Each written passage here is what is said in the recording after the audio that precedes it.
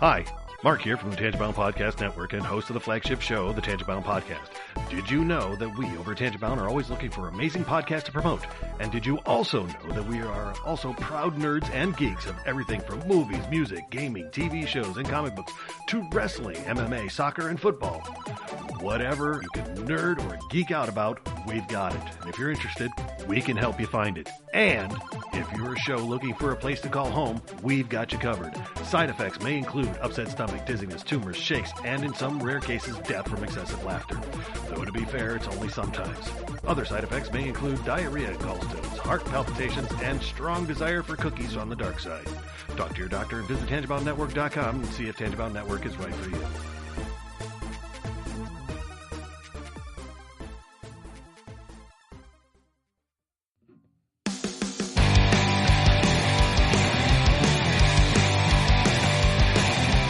Life sucks to the last drop. Are you gonna blow your head off? Take good aim and don't forget to duck. Life sucks every Monday and all the way to Sunday, but I wouldn't have it any other way. I don't care how you're doing, what's up or how's it hanging. I'd like to buy this world one last drink. Life sucks all of the time. Stick it up your sunshine, and then you'll see the clouds every day. And then you'll see the clouds every day. And then you'll see the clouds every day.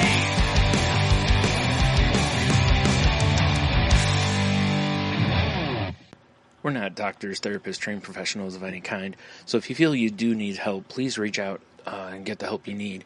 We have a whole list of things on our files page over on Facebook at facebook.com/crazylifepodcast, and or just search on the internet for the suicide prevention hotline number, or go to NAMI.org or whatever resource you can find. But just please reach out for help if you need it. If you feel as though you're going to harm yourself or others, definitely reach out. And try not to be alone. Also, if you feel that way and you realize that you're writing a note or making plans of how you would do, like harm yourself or others, definitely reach out. That's a huge red flag. And lastly, please do not replace the idea of therapy with listening to this show. Again, if you need help, please reach out and get the help that you need, or contact us. We can try to help you find the help that you need. Welcome to the Crazy Life, everyone. My name's Jen. I am your hostess for the evening, and with me, as always, is Brian and Heno. Hey, guys. Yo. Hola. And before we begin, I just want to let you know that this might be a little saucier of an episode. We are going to be talking a little bit on sex and in mental health and stuff. So it's still going to be along the same lines we always talk. But I just wanted to give you a heads up, just in case you don't have your headphones in. You might want to slip them in. Hide the children. Yeah. Unless you're going to be answering some questions you don't want to answer. So that's fine too. Yeah. We'll endeavor to use appropriate terminology. As always. Mm-hmm. We are a highbrow podcast, or try to be at least. Highbrow. Well,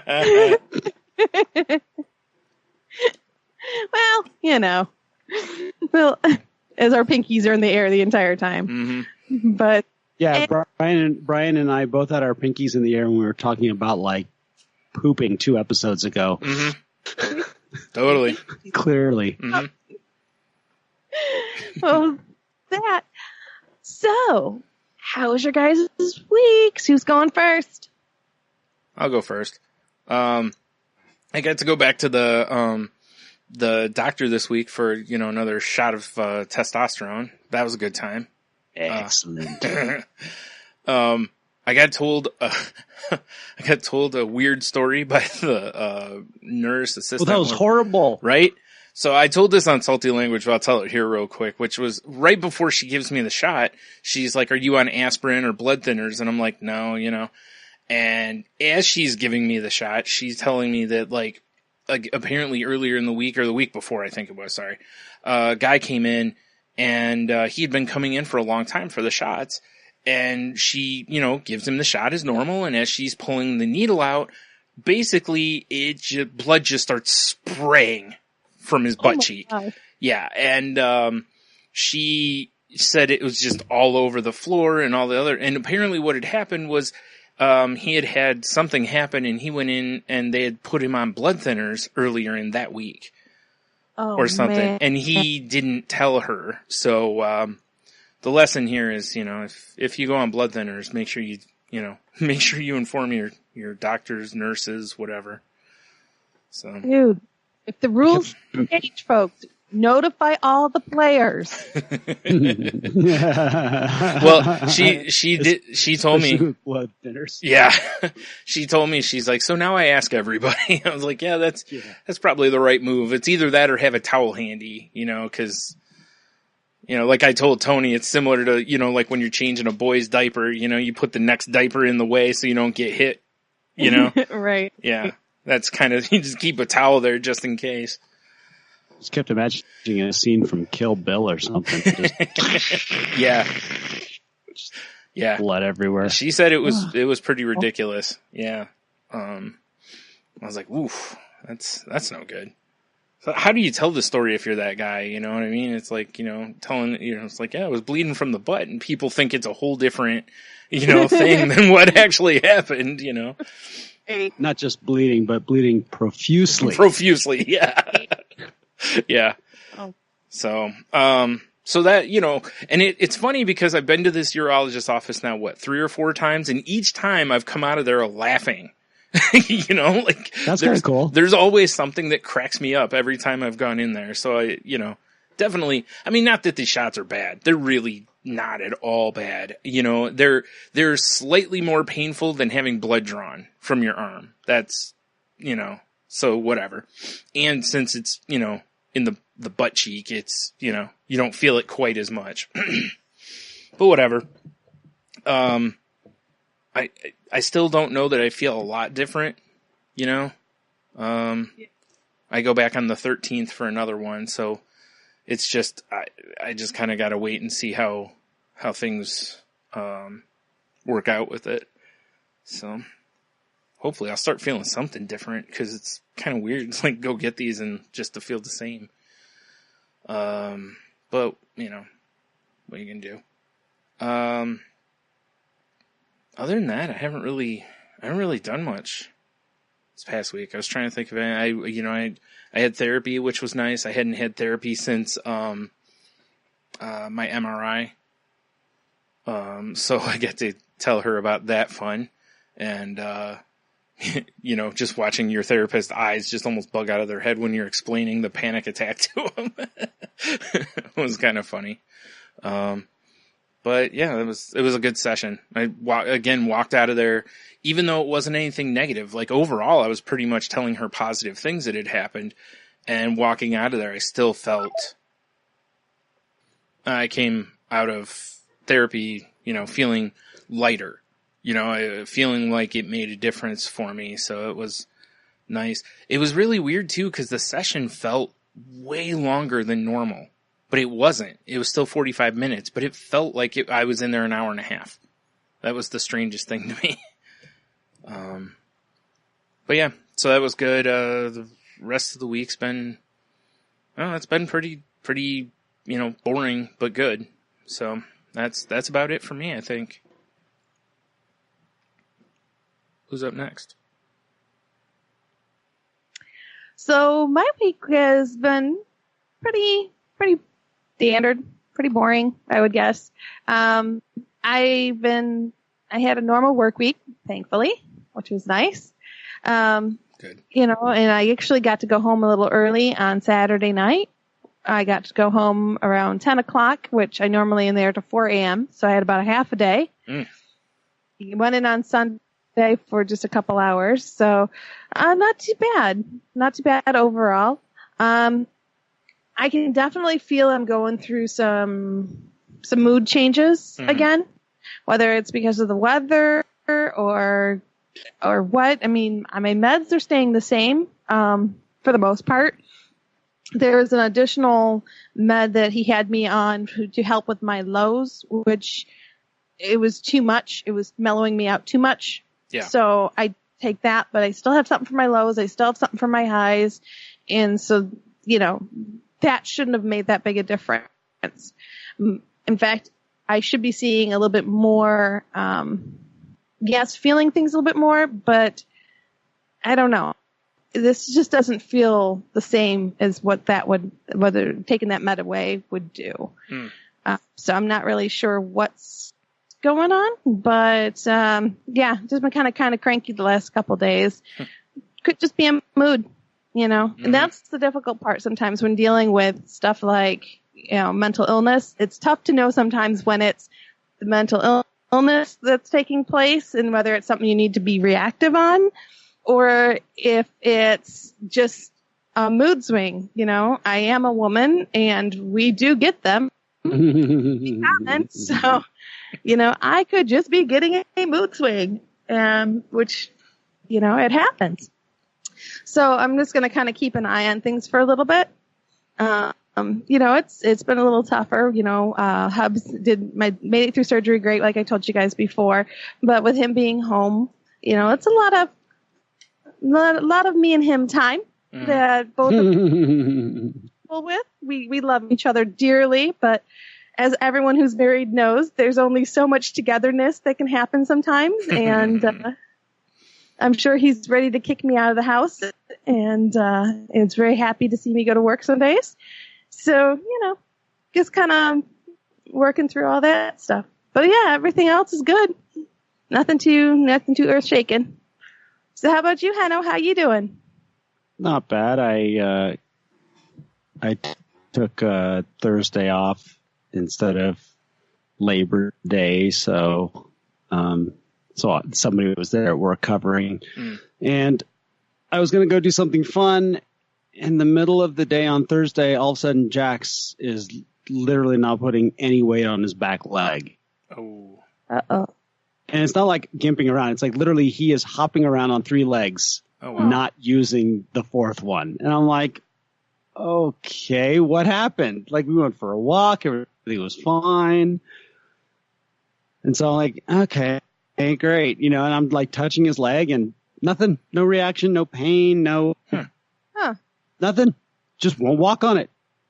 I was like, okay. So, yeah, it was really weird. And so I just kind of kept an eye on him for the rest of the day. He seemed really down, too. It's like all of a sudden his tail was down. He just wasn't really, he just wasn't himself. And so I was like, well, I'm not going anywhere now. So Friday came around and it was just like, okay, he is definitely not moving. But he was sitting there like he was ready to go. Like he tore off after some squirrels a couple times, and he's just literally just 3-legging it.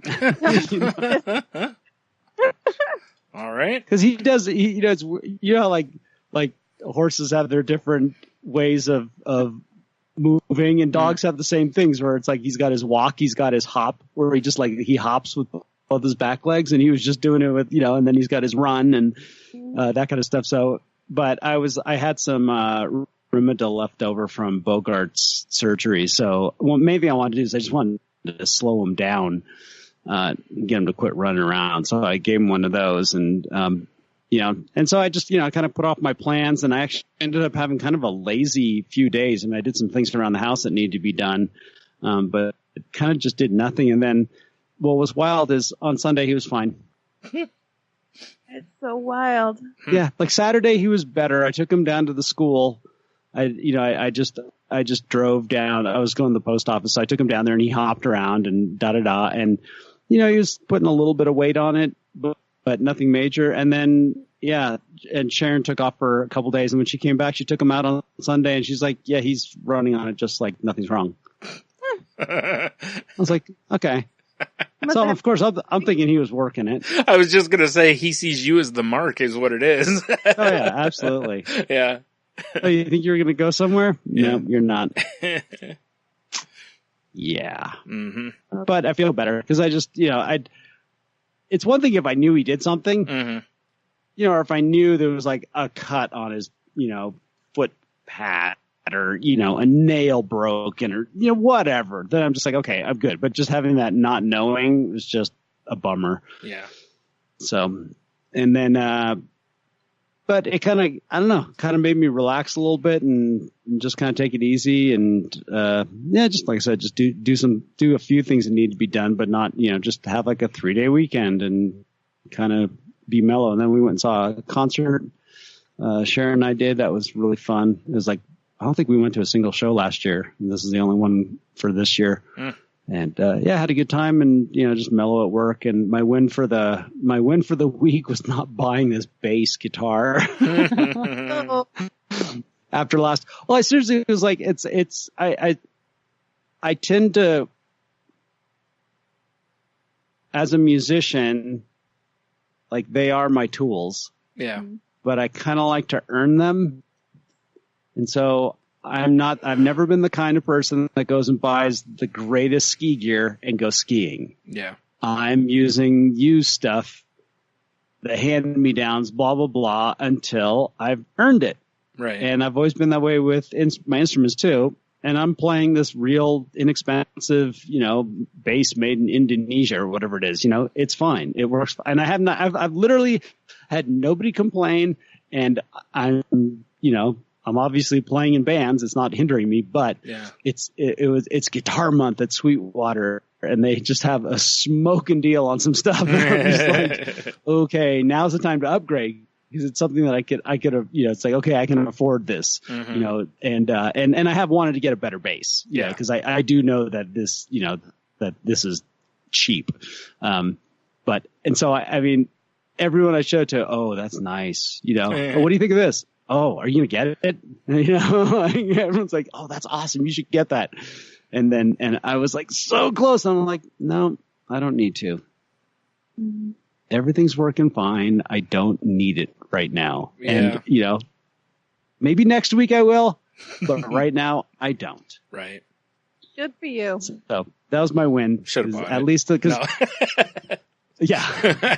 The funny is I ran into Danae, who is the singer of my band and my last band. And she's like, so are you considering this like as in it's already in your cart? Or are you just looking at the page? I'm like, no, it has not been added to the cart That is yet. someone who knows you well. Yeah. It's so funny. Yeah. Mm-hmm. But like I was saying a couple of weeks ago, I was like, okay, it's like, I'm getting a little carried away with the little things, and then I make a couple of big purchases, and it's like, it's easy to forget that I just did those. Yeah. Like, I haven't even received one of them yet, and I'm already looking at the next thing. It's so bad. Yeah. And like on Friday, Sharon is in business for herself, doing these events and stuff. So it's like, okay, let's make sure we get taxes paid and blah, blah, blah. And it's always good to like, this idea of like, there's something that she's always said is that she won't be financially, she won't have financial, abundance or prosperity until she's financially responsible. And I think that's true that, we need to be financially responsible. And as a result of that, then we get that, that opportunity to have, more come in, so to speak. So we were doing that, and I was transferring some things around, and I was like, okay, now's not the time to buy a bass. So just following through on the last couple episodes. Yeah. Yeah. Nice job, though. Nice holding back. I gotta take it where I can get it. Yeah. Mm-hmm. Yep. Speaking of sex. Well, the article today is, let me bring it up here. It's actually something I found very interesting. It's on sane.org. That's SANE.org. It is an Australian website, and it's called Sex, Intimacy, and the Mental Illness. And it's very interesting because this is actually on their blog page, but it is an article. So the reach and impact of mental illness is far greater than we often realize. I know this from spending time in the sane forums where anonymity gives rise to rare honesty. Recently, a member wrote about her difficulties with sex. She's in a loving relationship, but past trauma affects her feelings and responses during sex. And she was trying to navigate a strong sexual drive that often ended in deep distress as her past caught up with her present. She reached out to the forums as this was a topic she hadn't been able to raise anywhere else, not even with her psychiatrist. She was feeling very alone with her concerns. In reality, this experience, or some version of it, is very common. Other forum members suffering from bipolar disorder have written of period sexual risk-taking that damaged their relationships and self-worth. Others have revealed that their chronically low self-esteem made them doubt both their attractiveness and their partner's desire to be with them. This is not fertile ground for sexual intimacy. I mean, I'll stop there for a minute. We can kind of talk about those little 2 points. Because those are like the two, they're polar opposites. Those are the two big things that kind of pop up with when you're dealing with mental illness. I've kind of mentioned before the hypersexuality that comes with bipolar, but with depression also comes the opposite, which is, not wanting to have that type of intimacy because of feeling so low. And quite frankly, when you're not feeling good, who does? Who's really in the mood? It's like, I have the touch of the flu. Hey, baby, let's get it on. Yeah. Right. It doesn't really work that way. So physical and mental health. Well, and there's another aspect to it, of course, too, which is the medicines that are used to treat these things a lot of times are known to lower libido. They can cause impotency in men. There's a bunch of things that these things can do to be counterproductive to your, sex and intimacy part of your life. So you're kind of getting hit in multiple ways sometimes, or it could be, I should say. Exactly. And it's really, it gets rough when you're trying to explain to your partner, that especially if it's a long-term partner, they've seen the ups and downs and the ebbs and flows of a physical relationship, but sometimes it's difficult to have that conversation, it's easier to just kind of avoid the situation than it is sometimes to even address it and have that and talk about it. Yeah. But then that can lead to other things like your partner not understanding or taking it personally, like something that they are doing or not doing, that's negatively affecting the situation, which could have nothing to do with them whatsoever. But yet it is a very sensitive discussion and a very sensitive topic. So I could easily see how someone could take it personally. Yeah, definitely. Cause it deals with it deals with both person in that group. It deals with their ego, Absolutely. Because like from the guy's side of it, and I'm using, heterosexual couple as my, example. But it's like, for the guy's perspective, you have, that it's, the years of if you can't satisfy your woman, you're not a man, and, these kind of things. And then on the woman's side, it's like, if it's the guy, it's like, well, why doesn't, what am I doing? Or, is he not attracted to me? And then it can work obviously the opposite way too. Like the guy can be like, why isn't she, and it can be just a big ego hit for both people. And if you don't talk about it, it makes the ego hit worse because you really are just avoiding it. And then the other person doesn't know what's going on. At least if they know, they can, at least be put at ease that it isn't them or something to that effect. But, Exactly. I mean, and so the article actually goes on to talk a little bit about, the medicine. One of the biggest challenges people face is that it's both the condition and the treatment that impacts the sex lives. A relatively common example is depression, which can leave sufferers with little interest or energy for sex, and in seeking treatment, they may find themselves prescribed a medication that further reduces their libido. Just exactly what you were saying. Yep. Interestingly, forum members are more likely to write about the impact of sexual problems in a relationship rather than themselves. They worry that they are letting down supportive partners when they find themselves without energy or drive or confidence for an active sex life. Of course, these concerns are not solely limited to people with mental illness.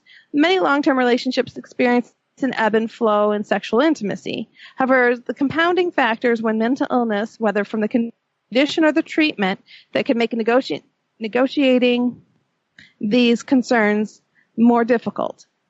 Here are some suggestions for dealing with the impact of mental illness on your sex life.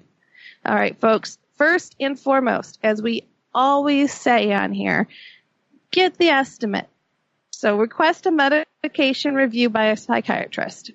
You know, if something's not feeling right, then go get the estimate. Go. Yeah, and this is not just about sex. Like, if you are feeling weird with your medicines, go talk to your psychiatrist. That's what they're there for. Yeah. And, you know, be open with your treating professionals. Yeah. It helps no one if you don't be open with them. Yes, it's uncomfortable. Yes, it's a difficult conversation. Yes, it's probably going to be embarrassing, and you'll probably end up blushing or maybe even in tears because it can be really difficult. But it's no different than if you go to your general practitioner and they, you know, like for a physical or whatever, and you have to disrobe. It's like they're a professional, you know? Yes. If they behave in any manner than professional, seek a different doctor, you know?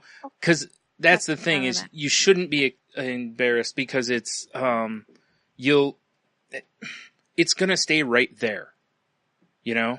Like, it's between you and the doctor. That's it. And, you know, and it is embarrassing, you know, I'm sure. It's just, but, you know, like I talked to, you know, I talked to my psychiatrist about like low libido because it was, you know, I didn't know if it was depression or what. And that's how I've, you know, fallen into the testosterone treatment. You know, had I not talked to him, I would just continuously, I'd just be moving forward with this, never maybe knowing that something as simple as a shot in the butt every couple weeks could make a huge difference in my life. So, you know, you know, if you're feeling that way, try to get over the embarrassment, because it's, you know, it feels weird talking to somebody about that, but it's, you know, it's for they have your best interest at heart. And that's it. Yeah, because we are dealing with things that it doesn't just affect, you know, the target of the medicine is your brain. Mm-hmm. You're trying to fix the broken brain, but it does have a physiological effect on you, and those effects and those side effects are very important. Yeah. And the prescribing physician needs to know about all of the effects, so they can properly diagnose you. Yep, that's how they do their job better, is if you're completely honest with them. Yeah. You know? And the other side of this too is that, like, if you don't talk to your doctor about this, and whether it's low libido or whatever it is just like, it can feed your depression. I'm not sure, like, with bipolar how that works, but I know with depression, you know what I mean? It's like, oh, well, you have low libido and you feel bad because you're not, the other person's maybe more, has a higher libido than you, so you feel bad. Well, that feeds into your depression because now your brain's going to say, you're terrible, you can't do this, blah, blah, blah, and it can send you right down that path. You know, so again, another reason to go, you know, talk to somebody about it, because it can kind of, you know, look, you don't need any help rolling down that hill. You know, it's true. You're always walking uphill and it's slippery, you know? So, you know, try to eliminate things that could give you a good shove if you can. Yep. So the next one is challenge your ideas about what a normal sex life means. So frequent sexual imagery and references can create a false sense of what everyone else is doing behind closed doors. Facebook. And what matters to you is your own and your partner's satisfaction. There's nothing to be gained from competing with myths or statistics or even our past selves. Come on, folks. Let's not compare ourselves with each other. And honestly, it makes a good point. Don't compare yourself with who you were. Because as we grow older, as we change, we're humans. That's what we do. We change, we evolve.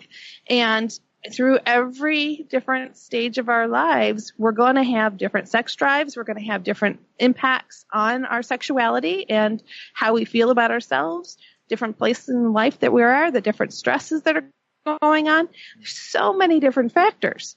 So you can't sit there and take, you as a freewheeling 21-year-old that has very little cares in the world and no debt on your shoulders, and how you behaved back then compared to how you are now with 3 kids and a mortgage and a husband of 10 years. It's a different person than you were. Yeah. So, you can't compare. Right. And it's, I think too, but it's like, I don't know what the number is, but I've seen stuff in the past where they ask people, like, what do you think the average amount of times people have sex a week is, kind of a thing. And people almost never get it right. Most of the time they overshoot or they undershoot drastically. And, there's that element to it too. Don't, maybe look that up so you feel a little better about, the fact that if whatever, cause, look, it's different if it's like once a month or something like that, then, but even then, if that's what works for the 2 people, that's what works for the 2 people.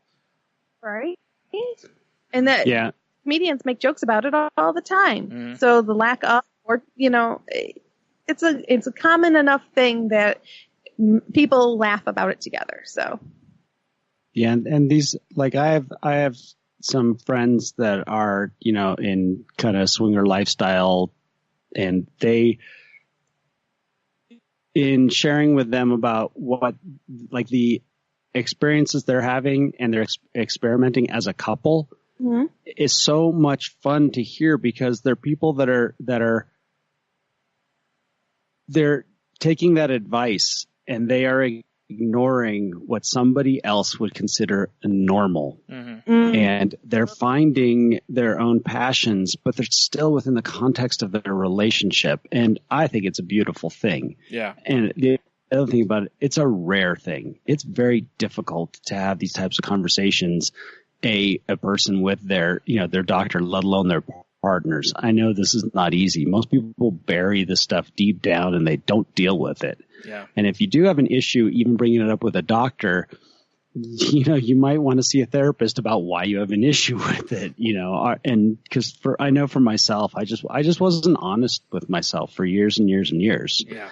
And there's, I cannot think of anything worse than that type of denial, and a lot of it is based on what we think is normal. Yeah.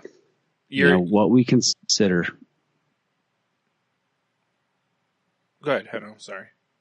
No, you go ahead. I was going to say that the point about therapy is a really great point too, because sometimes these things like the lower libido or impotency in men or, whatever, sometimes they're in your head, and you need like therapy. You talk with a therapist to try to work out why, like you said, why you can't talk to somebody about this, or why, maybe you feel a certain way or your confidence is low or whatever the cause. That's the point of the therapy, is to kind of get at that root, because sometimes it's not the other things, but those things can also contribute or work hand in hand also, so it's not bad. Again, get the estimate. If, like if you can't go talk to your doctor about it, definitely see if you can, go talk to a therapist. I guess it's not going to be much easier, but at the same time, it's way better than just burying it, like you said. I mean, it's already bad enough dealing with, from my standpoint, alcoholism, addiction is something that people hide and they deny. And a lot of times sexuality is tied in with that, and that denial and that dishonesty, it becomes too easy. It becomes totally tied in. And then the same thing, let alone then just feeling like you're just not where you belong, whether it's in a relationship or it's, how you view sexuality or whatever it is. And, I'm the last person, I would, love to tell everyone like, yeah, be honest with yourself, be true to yourself. It's not that easy. A lot of times these can be life-changing decisions and discussions. And it doesn't have to be this heavy, quick, but you can also have distorted thinking, and the air quote truth you're telling yourself can be distorted. So, Yes. you know, you have to be careful of that too. Sorry. Yes. And tying this together is, you know, there's countless people that go in to see doctors and they don't tell them about their addictions or their alcoholism, and they don't get the proper treatment. And the same thing goes for mental health. Yep. If you are going in talking about your libido problems or this or that, but you're not telling the doctor about, you know, that, oh, you're drinking, you know, heavily while you're on medication, or, you know, you aren't being honest about your sexuality in a way or something like that, and you're trying to point it at the medicine, when the truth is you're just not honest with yourself. Right. Yeah. You know, I get people do this. I don't know the reasons, but people do it. It's just, if you're in that situation, you're not going to get the results because you're not giving the experts the information for them to help you. So that's why I suggest a lot of times, and as I talk a lot about this in group, is, you know, this idea of, you know, using, you know, whatever it is, whether you're using prayer, whether you're using therapy, or whatever your thing is like I say, I pray for willingness. Yeah. Sometimes it's worth seeing a therapist and just finding out why you're not willing. You know, like, you know, right? Because we look at the big thing. We go, oh, I want to be able to do, you know, change this or do this or whatever it is. And it's like, but are you even willing to do it? Maybe you should start with that. And Right. Same thing like with honesty. You know, it's like, all right, yeah, you've got all these problems in your life, but are you being honest about them? Okay, maybe you need to, those problems can get worked out at another time. Let's start with some basic fundamental things. Is, are you willing to make changes in your life, and are you willing to be honest with yourself? Yeah, good point. It's a very good point. You know, and, you know, the fact that, as you mentioned, like alcohol and medicine, and there's a variety of different things in that can impact sexual intimacy and all that other stuff. So, you know, quite frankly, we all know what whiskey does. So if things are not in the bedroom, in your spouse, or, you know, the man in the relationship is a big whiskey drinker, yeah, you know, it's important to you get that information to the doctor too, because the doctor can make sure that everything he has or she has all of the information to make the best informed, you know, information back at you. Well, and not to mention, it's like if you do drink in more than, say, moderation, you know, the medicines that they give you can change.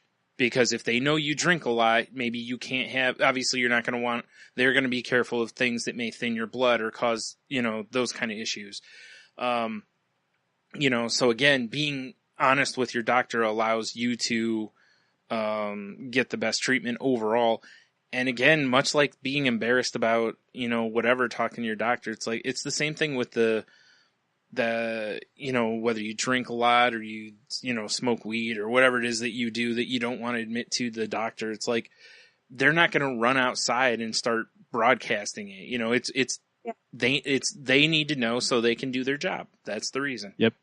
You know, but I know, like Henno said, you know, it's hard to admit that you're this or that. Everybody wants to put I only have a couple drinks a month kind of a, you know. Meanwhile, the doctors can see results of tests and go, how'd my liver get that way? Yeah. I have no idea. But the next one on here is communicate openly with your partner. You may find any concerns you have are unfounded. If they turn out to be shared, consider inviting your partner into one of your counseling sessions or initiate relationship counseling. This can help ensure that the conversation is safe and productive. Maybe that some aspects of your concerns can be addressed while others remain unchanged. Working towards this shared understanding can strengthen a relationship. You can't, you know, like, to go back to your distorted thinking, you don't know what the other person's thinking. You can't read their mind. So until you have the conversation, you have no idea.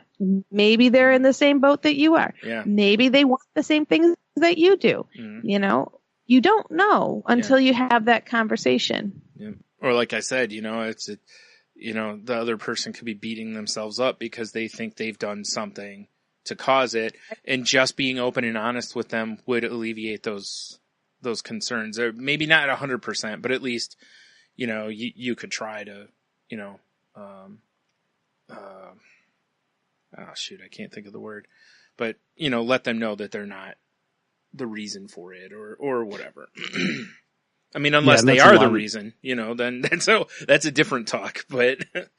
Well, yeah, and a lot of the times it's just even establishing communication. Yeah. Mm-hmm. A lot of people, they don't even have level of communication. And that's one thing a therapist can help a couple with, is just opening up those avenues, even to have the conversation. Yeah. Mm-hmm. Good point. And the last one they mention on here, remember what makes a successful relationship. The success of your relationship doesn't rest solely on an active sex life. Recent research places greater importance to good communication, a shared sense of humor, and compatible goals for long-term relationship success. In the sane forums, I have seen that couples can work through some of the challenges presented by their illnesses. One member shared that she had developed a strategy to prevent interference from past trauma. Another wrote about a gentle, thoughtful, and gradual return to an active sex life with her partner after a long period of abstinence. What both these members shared in common was a loving willingness to work with their partner towards a more active and satisfying sex life. They understood that it's an ongoing process rather than a destination, and they've inspired us all. There you go, folks. You know, I think, Kenno, you've said it a few times. It's not the destination; it's the journey. Mm-hmm. You know, it's the process that we go through, and it's a continuous thing. Yeah, it's you know, it's interesting. I hadn't even thought, like, while we were talking about that aspect of it, as far as like somebody who's had prior trauma, you know, related to, you know, whether it's sexual in nature or you know, other types, you know, that's something, again, if you're with somebody like that, you know, if you can't have a conversation with them about it, and I'm not meaning getting into the details, but finding out what bothers them, why things maybe bother, you know, so that you can be the best you can be for them. That's another situation where, like Henna was saying, you know, couples counseling may really help there to open those doors up so that you can, so the questions are a little safer, I guess, would be the way I'm thinking here, you know, so you're not sounding like a jerk or anything like that, but, you know, 'cause that, I'm sure that's difficult from the other side as well, not just obviously for the person who's lived through the trauma, you know, but the other side, 'cause you don't want to do anything that would harm the person, you know, or trigger them or anything like that. So, you know, again, open communication makes for the best policy in anything, honestly. I mean, it's, you know, you just find life's a whole lot better and easier if you're just honest with stuff. You know? Someone's that's the first person to say, hey, you know, and start the conversations. Might as well be you. Yeah. Yeah. And I don't have any previous trauma that holds me back from experiences. However, I've had partners that have been that way, and it's like you're saying, Brian, it's already hard enough for someone to bring these things up. Mm-hmm. Try to not be a selfish add the adjective to that, meaning, because there's nothing, to me, there's nothing more beautiful than honoring somebody's desires and wishes and keeping your own personal desires out of it, because, and it's not about, oh, well, I'm just going to go along with it. Maybe they'll get better. No, you don't go with that. Yeah. Right. You know, you either, you listen to your partner and you respect what they have. There's a reason why, you know,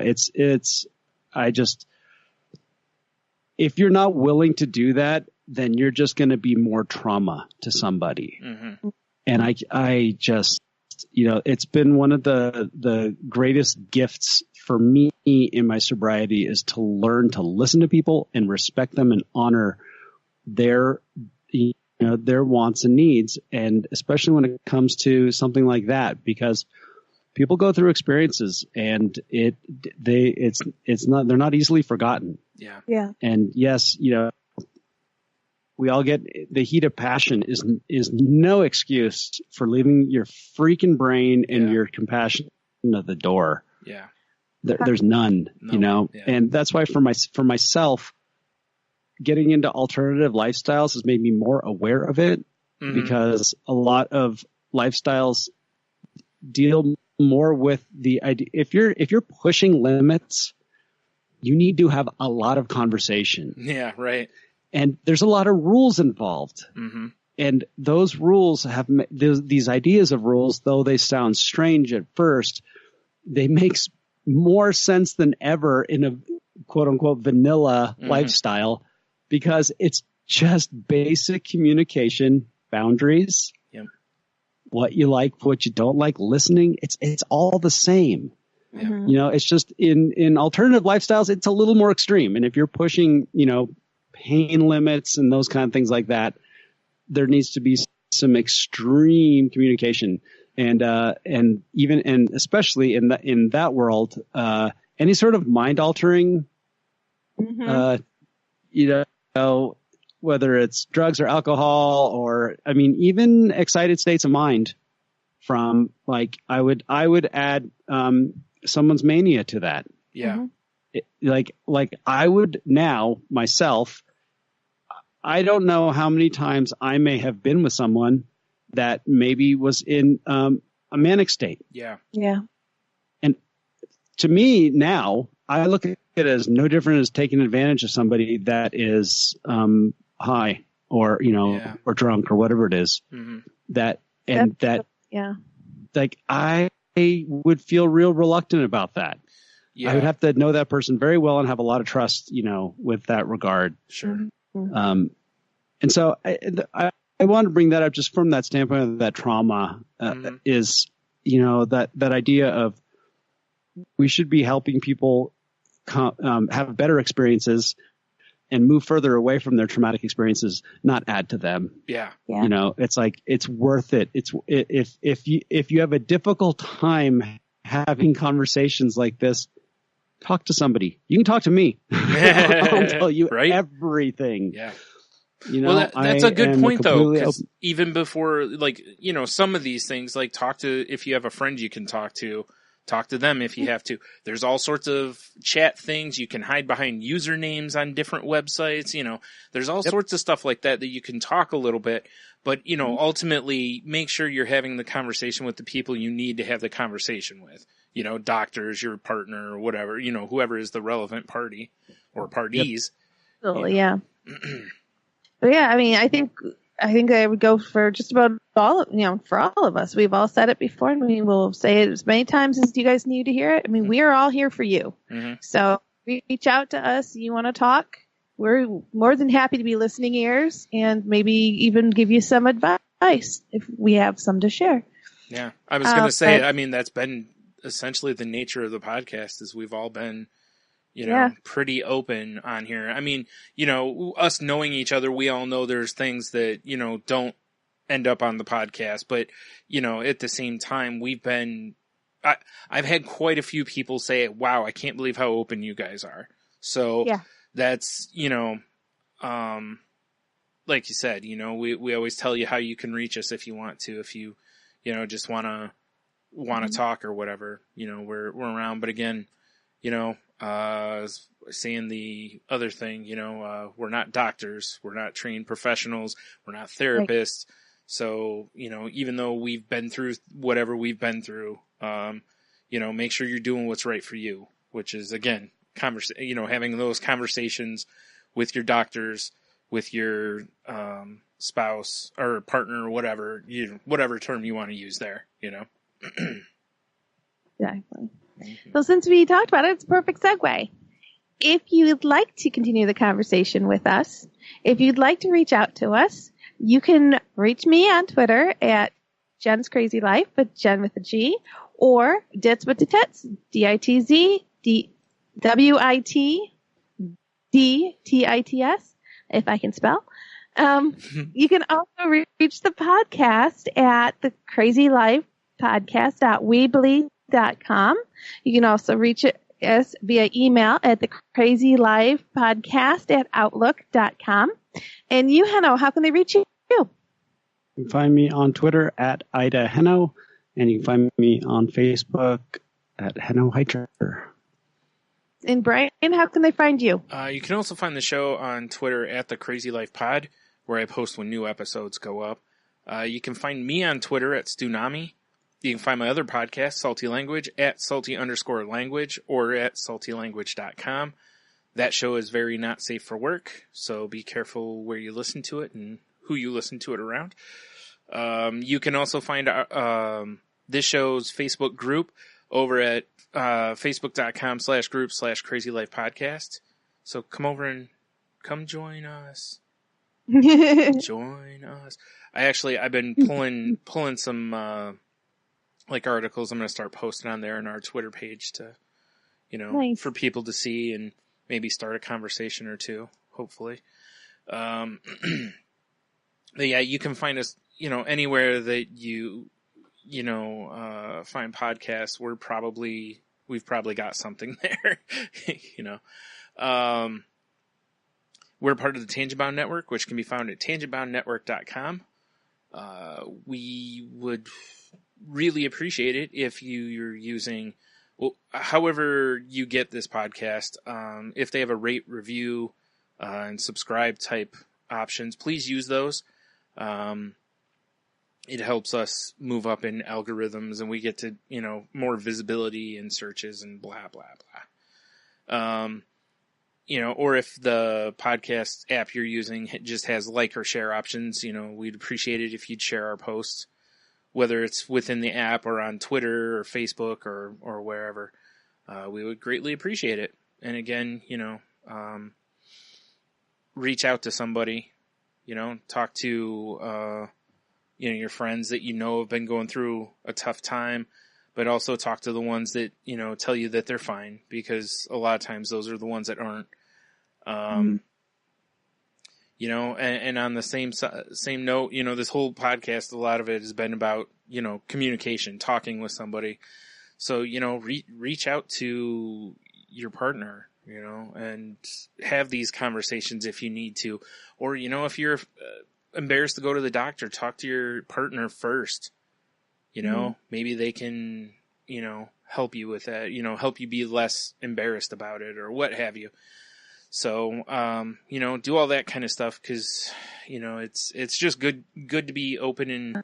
With that, folks, go out there and have the best week you can. Talk to you later.